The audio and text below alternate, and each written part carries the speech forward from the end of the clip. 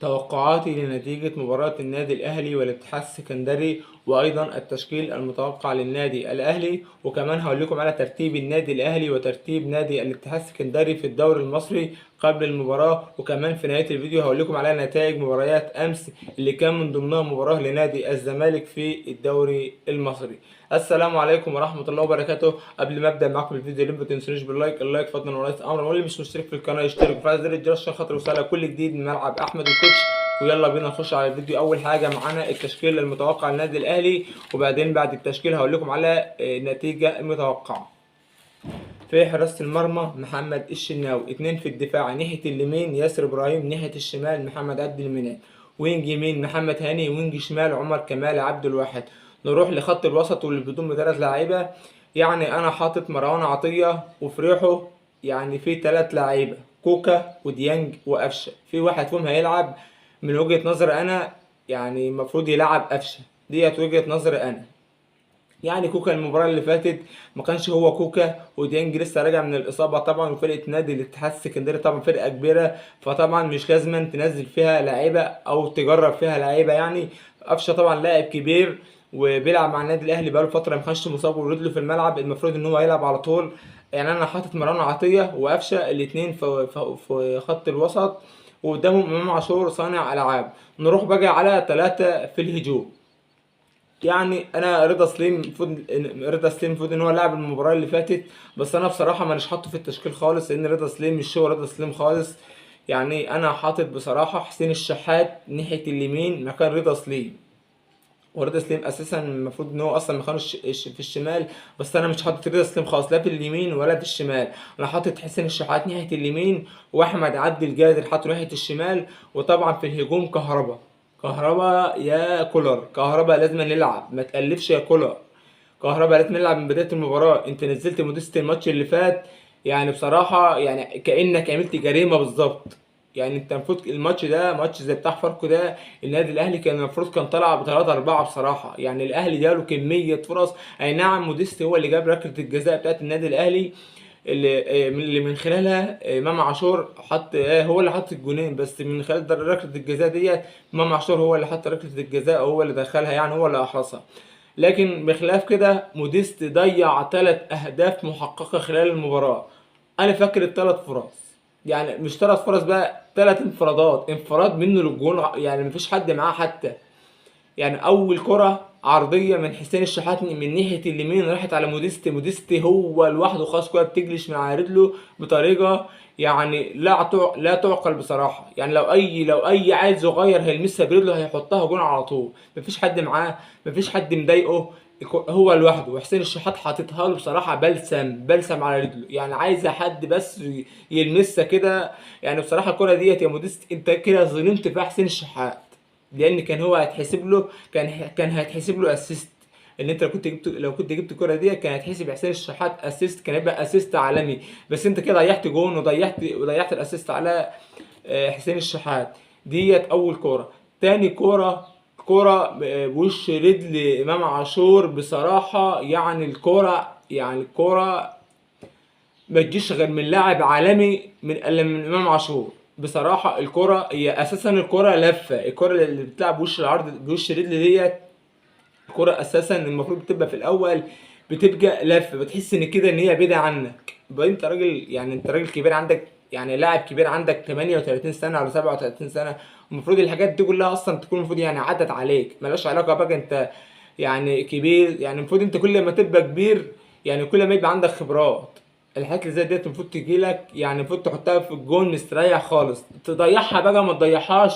يعني دي بقى التوفيق وعدم التوفيق. بس انت كنت المفروض رحت عليه، انت رحت جريت على الكوره ووقفت، وبعدين جريت على الكوره تاني لما حسيت ان الكوره بعيده عنك. لا، الكوره اللي زي ديت بتلف، بتحس ان هي بعيده عنك، وبعدين بتجيلك لوحدها. اجري انت، هتجيلك، اجري انت، بس لو كنت انت كملت جري كانت هتيجي لحد عندك. بس انت بصراحه يعني جات لك ثانيه كده وقفت، يعني خلاص الثانيه ديت بقى هي اللي خلت الكوره بعدت عنك طبعا. فدي طبعا يعني انفراد، ما كانش حد معاك برضه، كنت لو كنت كملت جري كان يبقى انفراد منك للجون. دي تاني انفراد. تالت انفراد بقى، او ده الانفراد الاغرب بصراحه اللي انا استغربت منه خالص. يعني الكره لا هي جامده ولا هي لفه ولا اي حاجه، ولا هي اي حاجه خالص. الكره في المنطقه وجايه لك بالراحه، وحسين الشحات لعبها لك بالراحه خالص، عايزه بس لمسه. انت بتفنن في الكره ليه؟ هي الكره سهله، الكره جايه لك يا بوش رجلك يا بعرض رجلك، المفروض تتصرف. انت راجل مهاجم، لاعب مهاجم، المفروض تتصرف في الكوره. الكوره جايه لك، لا هي جامده ولا هي بعيده عنك ولا انت هتتزحلق ولا انت هتعمل فيها اي مجهود. الكوره جايه لك من حسين الشحات في ريحه خالص، لعبها لك بالراحه خالص. الكوره جايه لك، حط فيها وش رجلك. مش عارف انت ضيعتها ازاي والله. 3 انفرادات يعني بصراحه يعني. 2-1 يا جماعه. النتيجه ديت نتيجه يعني، نتيجه مش مطمئنه خالص. يعني انت كان ممكن فاركو يجي في اخر دقيقه ولا في اخر دقيقتين في الوقت بدل ضيع ويجيب فيك جون، ويبقى انت كده ضيعت نقطتين في وقت ما ينفعش خالص انك تضيع. يعني عندك بيراميدز 56 نقطة وانت كده عندك 36 نقطة، يعني فرق 20 بونت بحالهم. فانت يعني ما تسيبش اي نقطة، ما تسيبش من ايدك اي نقطة. فبعد اذنك يا كولر، ما تنزلش انت لو نزلت كهربا والله، لو متدغدغ خالص، هيلعب احسن من موديست. على الاقل كهربا بيجري، عمره ما هيضيع 3 انفرادات دول. فانت كده موديست انت كده خسرته. هو كده اصلا موديست كده اعتبر يعني ما عادش، خلاص الراجل جاله احباط. فبالله عليك انت خسرت موديست، ان خلاص الراجل يعني جاله احباط، وخلاص الراجل كده كده عارف ان هو ماشي من النادي الاهلي اخر الموسم. فهو خلاص الراجل يعني انت كده كده خسرته. تمام. فبالله عليك ما تخسرش كمان كهربا في ظل ان وسام ابو علي اصلا مصاب. يعني مش هيبقى عندك مهاجمين خالص، يعني وسام ابو علي مصاب وموديست انت خسرته، ما تخسرش كهربا كمان. يعني الوقت اعتبر الوقت كهربا هو المهاجم الوحيد اللي عندك. ما تخسرش كهربا. المفروض كهربا ما يطلعش من الملعب خالص من اول مباراه لحد اخر المباراه. دي وجهه نظر. انا حطيت كهربا مهاجم، ما يطلعش خالص من المباراه، ما يطلعش خالص. دي بالنسبة لتشكيلة النادي الأهلي.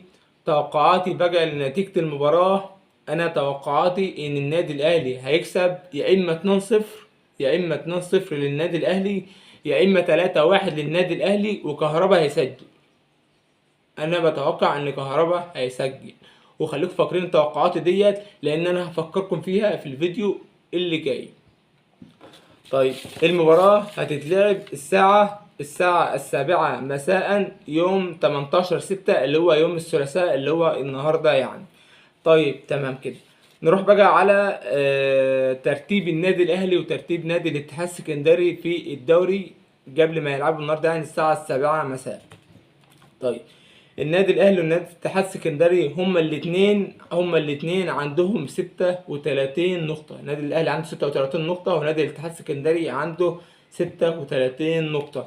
ولكن النادي الاهلي عنده 36 نقطة من 16 مباراة، ولكن نادي الاتحاد السكندري عنده 36 نقطة أيضا ولكن من 25 مباراة. يعني النادي الاتحاد السكندري لعب زيادة عن النادي الأهلي ب9 مباريات. يعني أكيد طبعا النادي الأهلي لما يلعبهم، يعني أنا أكيد طبعا مليون في المية أنا باصص إن النادي الأهلي يروح على المركز الأول، يعني يروح على 57 نقطة إن شاء الله يعني بإذن الله. طيب ده بالنسبة للنادي الأهلي ونادي الاتحاد السكندري. نروح بقى آخر حاجة معانا على نتائج مباريات أمس. هما كانوا 3 مباريات. نخش أول مباراة معانا نادي الزمالك ونادي المصري، والمباراة انتهت بفوز نادي المصري البورسعيدي على نادي الزمالك 2-1. كده نادي الزمالك بعد هذه الخسارة يظل رصيده عند 31 نقطة في المركز ال11 ولعب 19 مباراة. أما نادي المصري بعد الفوز على نادي الزمالك وصل رصيده إلى 42 نقطة في المركز الثاني بعد بيراميدز ولعب 25 مباراة. نروح على المباراة الثانية معانا نادي الإسماعيلي ونادي إنبي واللي تعادلوا مع بعض بنتيجة 2-2. كده نادي الإسماعيلي بعد هذا التعادل وصل رصيده إلى 28 نقطة في المركز ال13 ولعب 26 مباراة. أما نادي إنبي عنده 37 نقطة في المركز الرابع ولعب 25 مباراة. نروح على المباراة الثالثة معانا مباراة نادي الجونة والبنك الأهلي واللي تعادلوا مع بعض أيضا 1-1. كده نادي الجونة عنده 31 نقطة في المركز ال 12 ولعب 26 مباراة. أما نادي البنك الأهلي عنده من الرصيد من النقاط يعني 24 نقطة في المركز ال 14 ولعب 26 مباراة وبس. وبكده أكون خلصت معاكم الفيديو النهاردة. أتمنى من أي حد شاهد الفيديو لحد دلوقتي يا ريت نخش عليا باللايك، اللايك فضلا ورئيس أمر، واللي مش مشترك في القناة يشترك وفعل زر الجرس عشان خاطر يوصلك كل جديد من ملعب أحمد الكوتش. والسلام ختام.